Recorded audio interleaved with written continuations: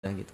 Saya nurut, saya juga ya kalau dibilang sombong, tapi pada saat itu saya ceplas-ceplos, saya bilang saya apapun buat mama, buat papa, buat keluarga, saya menyumbangkan prestasi ranking 1 terus dan seterusnya. Sampai di posisi saya bilang kalau memang mau saya dimatikan, saya bilang matikan aja gitu. Sampai akhirnya mama saya, Oh, pernah diancam dibunuh? pernah saya diancam dibunuh, itu pernah sama om saya itu. Jadi memang ya sudah sampai seperti itu. Oke. Sampai akhirnya berkurang demi sedikit sampai detik ini. Bapak Ibu mungkin lihat kalung salib saya yang sebesar ini, saya pakai di depan keluarga saya, di depan mama saya, di depan tetangga-tetangga saya. Mama saya awalnya bilang, kan saya orang Sunda Betawi ya, dipanggilnya AA. A, nanti kalau tetangga tahu gimana? Cepat atau lambat mereka harus tahu lah gitu. Karena saya nggak pernah malu, aku nggak pernah malu mah gitu. Mengikuti Yesus itu bukan kemaluan. Saya sampai bilang begini loh, saya sampai ibu saya tuh sampai diem itu, saya bilang begini, Yesus aja udah terbiasa kok di kayu salib dikata-katain orang, masa saya harus malu-malu mengikuti dia, ya nggak? Betul nggak Bapak Ibu? Yesus mati demi kita itu semua. Dia sudah terbiasa diolok-olok, dicibir orang, diludahi orang, masa kita harus malu? Makanya saya bilang seperti itu, akhirnya mama saya melembutkan hatinya. Puji Tuhan, saya setiap WhatsAppan, chatan atau bahkan ketemuan sama mama saya tidak malu untuk membuat tanda salib dalam berdoa. Saya berdoa terus, saya berdoa selalu di depan mama saya. Dan itu adalah bentuk penginjilan yang secara tidak langsung menerus-menerus itu mama saya akhirnya tersentuh, akhirnya menerima fakta bahwa saya sudah dimenangkan oleh Kristus dan tidak mungkin lagi diregut kembali. Haleluya. Berarti sekarang keluarga sudah menerima ya? Sudah menerima, sudah tahu semuanya. Lebaran itu saya hanya makan-makan. Lebaran itu saya tetap mengucapkan ya, namanya tadi kan kita tidak diajarkan untuk membenci, bahkan di 10 perintah Tuhan kita tahu ya, tetap hormati ayah dan ibumu gitu kan. Lebaran hanya makan-makan? Makan-makan aja. Angpaunya diambil nggak? Dapat angpau, bukan saya lagi dapat angpau, saya yang harus ngasih angpau, kan tradisi kalau sudah besar. Kan belum kerja. Ya gimana ya, tuntutan Oh. ini perubahan zaman. Oke, ya. Sebenarnya gini ya, aku sebagai anak muda ngelihat itu banyak Bapak Ibu yang mereka sama seperti aku dulu. Hanya anak muda yang bisa baca pikiran anak muda. Saya kan umurnya udah 2 kali lipat, jadi susah nih. Ya? Iya, kadang anak muda itu kan kadang kalau Bapak Ibu lihat kan kadang sukanya maunya yang instan ya, nggak mau yang ribet-ribet. Tapi Bapak Ibu percayalah, di luar sana itu banyak sekali yang approach, yang DM saya itu banyak yang, Bang, saya mulai terpanggil. Ini anak muda nih? Iya. Semua anak muda? Semua anak muda, itu banyak yang terpanggil, itu luar biasa, beneran. Saya nggak bohong. Jadi ada Bapak Ibu, kalau boleh saya cerita ya, saya kan sering live di TikTok ya, mungkin Bapak Ibu ada yang nonton juga. Jadi kalau saya itu lihat di kolom komentar itu tadinya banyak penghujat, kita tahu ya dari komentar. Dan saya tidak pernah kemudian menyalahkan mereka. Saya selalu bilang sama teman-teman Kristen yang nonton juga, jangan kamu keluarkan buang-buang waktumu untuk balas cacian mereka, tapi pakai waktumu untuk mendoakan mereka supaya mereka bisa sama seperti kita terpanggil jiwanya. Amin. Amin. Itu terjadi Bapak Ibu.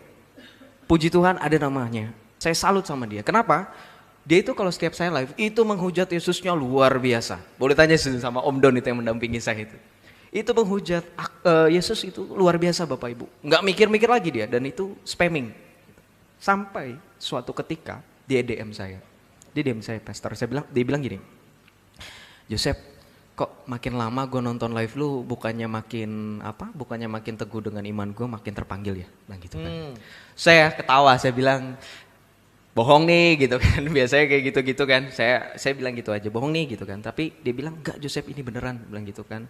Gue udah beberapa hari ini nonton live lu, kalau lu lihat, kalau lu ngeh, cuman nonton aja nggak komen-komen, bilang gitu kan. Memang iya, saya perhatikan dia orang kemana, karena memang dia selalu pertama kali muncul itu selalu ada. Selalu muncul dan radikal. Selalu muncul dan radikal. Oh, betul. Terakhir diem aja. Terakhir diem aja. Okay. Dan malah ketika ada yang berusaha untuk berpolemik, dia selalu membela di sisi kita. Sampai akhirnya dia bilang, oke, gue ikut sekarang. Bagaimana Tuhan mau panggil saya? Dia bilang gitu. Oke, kalau begitu sekarang lu mulai untuk belajar, bilang gitu kan. Gak bisa mengikuti Yesus cuman sepatah dua patah kalimat langsung selamat, bener gak? Jadi saya bilang belajar gitu. Jadi pengikut Kristus itu harus banyak belajar, bilang gitu. Jangan menerima aja, jangan seperti orang-orang yang tidak bisa membaca. Saya bilang gitu. Saya Saya uji dulu kan, karena setiap sesuatu harus diuji. Sampai akhirnya puji Tuhan, kemarin baru saya dengar dia sudah mau dibaptis. Puji Tuhan, Haleluya. Tuh saya cuman, Baptis di mana? nah itu, cuman saya bilang mau kesaksian atau enggak terserah lu. Karena gini, bagi saya ketika ada orang seperti itu kita juga harus cerdik. Karena mereka itu jadi target-target, kita tahu ya. Jadi dia cuman kasih tahu saya gerejanya di daerah Bekasi, dia bilang gitu. Kalau Ya ada udah. nggak ada yang mau terima baptis, saya yang baptis. Iya, jadi dia bilang udah mau dibaptis karena puji Tuhan Bapak Ibu seperti yang tadi ditanyakan oleh Pastor Fadil bahwa banyak sekali Pastor. Tapi ya Bapak Ibu karena tahu ya situasi kita bahwa kalau kita dari sana itu pasti dapat ancaman. Dan saya selalu titip pesan sama mereka nggak usah terburu-buru. Kalaupun kamu mau jadi martir, martir itu harus yang bisa berbuat sesuatu kepada iman. Jangan konyol, mati konyol, ngerti ya Bapak Ibu ya. Harus tetap seperti firman Tuhan. Lihat, aku telah mengutus kamu seperti domba ke tengah-tengah serigala. Jadilah cerdik seperti ular dan tulus seperti merpati. Haleluya. Jadi gini Bapak Ibu, kadang itu kalau kita lihat zaman sekarang, orang-orang itu kalau mau memberitakan firman Tuhan itu lihat-lihat dulu situasi sekitar, ya nggak? Betul nggak? Kadang ada orang yang takut-takut kalau jadi orang Kristen itu. Saya lihat itu ya, teman saya, duh malu saya katanya. Kalau mau buat tanda salib atau mau doa tuh lihat-lihat dulu gitu. Kalau mau bergaul itu dia harus namanya itu menyesuaikan diri. Jadi jatuhnya itu namanya relatif. Bukan banggakan Kristus. Beriman dari Kristus itu kalau Bapak Ibu melihat firman Tuhan, tahu apa?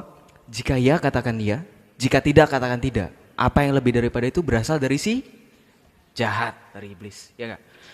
Beriman Kristus itu nggak boleh som-som kuku juga loh, ya enggak? Beriman sama Kristus itu kalau som-som kuku dilepeh, ya kan? Kalau kita baca Alkitab, kita lihat kesaksian para rasul, kita lihat kesaksian dari para murid-murid Tuhan Yesus, itu semuanya berkobar. Kalau kata bahasa anak muda itu menyala, ya, menyala gitu. Gimana zaman sekarang? Perlu nggak kita pakai cara yang sama?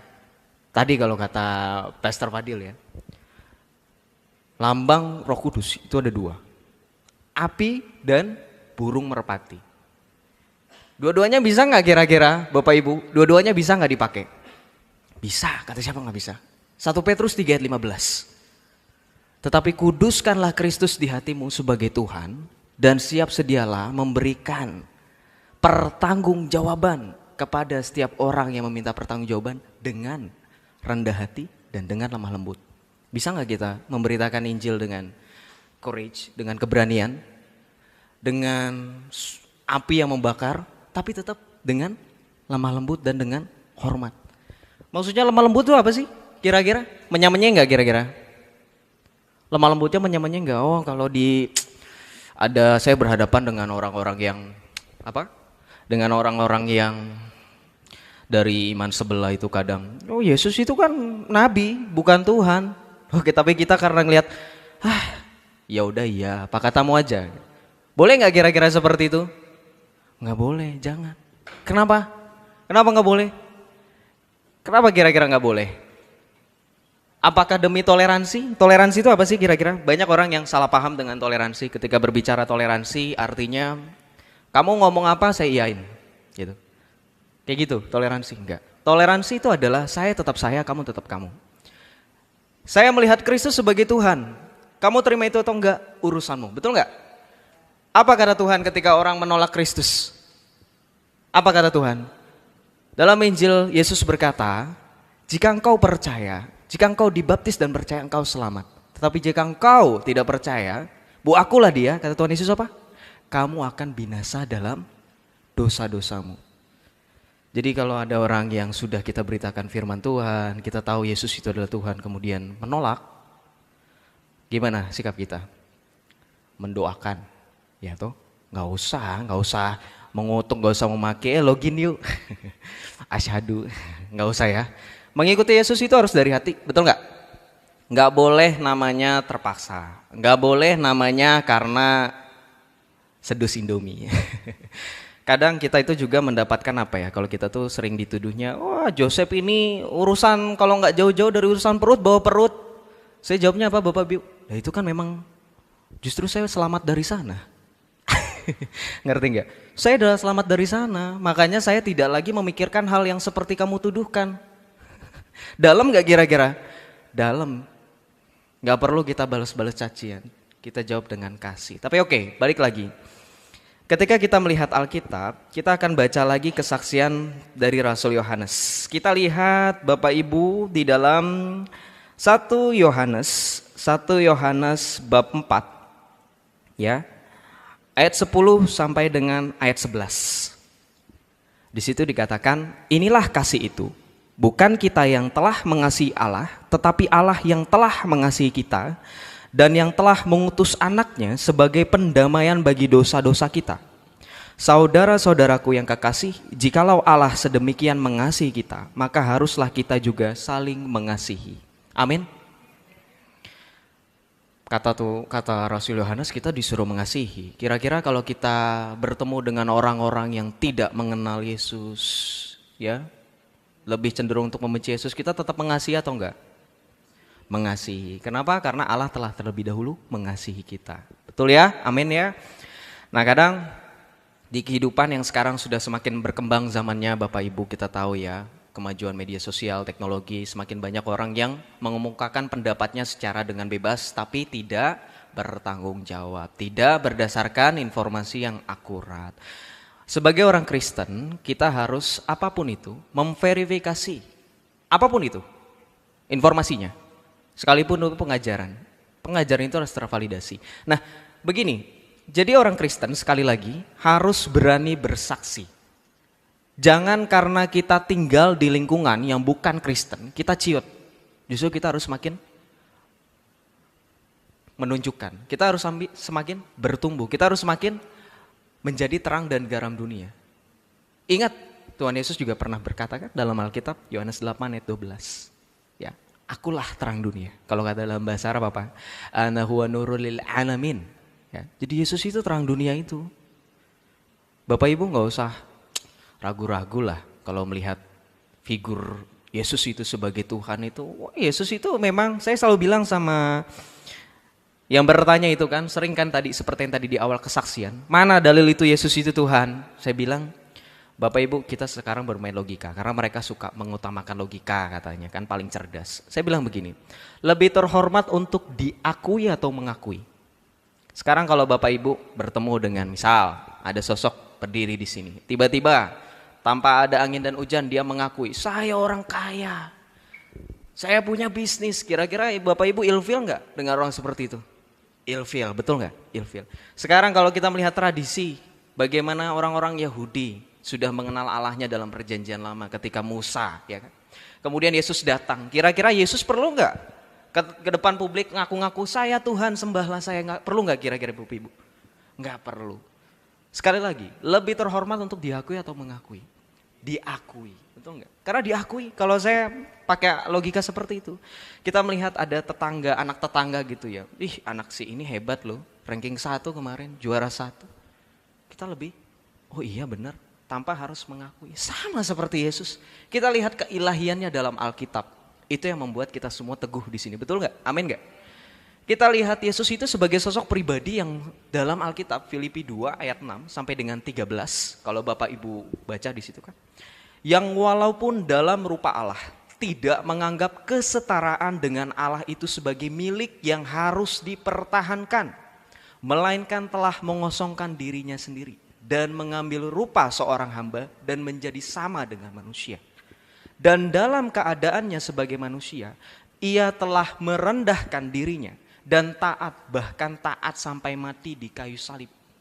Itulah sebabnya Allah meninggikan dia dan mengkaruniakannya nama di atas segala nama, supaya di dalam nama Yesus bertekuk lutut apa yang ada di langit dan di bumi, dan segala lidah mengaku bahwa Yesus adalah Tuhan bagi kemuliaan Allah Bapa. Amin. Itu ayat Alkitab itu sudah jelas loh, kok masih ada lagi yang masih penasaran Yesus itu Tuhan atau bukan? Masih ada orang Kristen yang ragu-ragu ketika ditanya Yesus Tuhan atau bukan. Yesus kenapa Tuhan, kok dia manusia gitu ya. Kadang orang berpikir kalau sudah manusia sudah gak bisa Tuhan. Loh memang iya, gak ada sejarahnya. Manusia jadi Tuhan itu nggak ada sejarahnya. Tetapi Tuhan yang menjadi manusia jelas. Fil bad'i kanal kalimatu, wa kanal kalimatu indallah, wa kanal kalimatullah. En arche hen hologos, kai hologos en proston theon, kai theos en hologos. In the beginning was the Word, and the Word was with God, and the Word was God. Artinya apa? Pada mulanya sudah ada firman. Firman yang telah menjadi daging itu sudah dari sadanya Allah. Kurang apa lagi kesaksian bukti bahwa Yesus adalah Allah? Kurang apa lagi kira-kira? Kalau ditanya, kadang dapat pertanyaan. Sejak kapan Yesus jadi Tuhan? Yosef, kapan dia mengaku jadi Tuhan? Saya selalu bilang, sudah dari sananya. Jadi Bapak Ibu, sekali lagi teman-teman yang ada di sini yang sudah dipanggil dan diselamatkan oleh Tuhan Yesus, saya percaya kita semua semakin diteguhkan, semakin bertumbuh. Saya harap semua teman-teman di sini bisa, kalau dalam istilah dalam bahasa Itali, fate chiasso, memberitakan Injil with zeal and courage. Ya. Saya titip pesan terakhir, Bapak Ibu, semoga dengan pertemuan kita pada malam ini, kita semakin memberitakan Kristus di tengah-tengah kita. Kita semakin mendatangkan jiwa-jiwa, tapi jangan dipaksa. Kita bawa dalam doa, tetapi kita juga menunjukkan kasih Kristus. Jadilah terang dan garam dunia. Amin. Haleluya. Terima kasih Bapak Ibu semuanya. Tuhan Yesus memberkati selalu.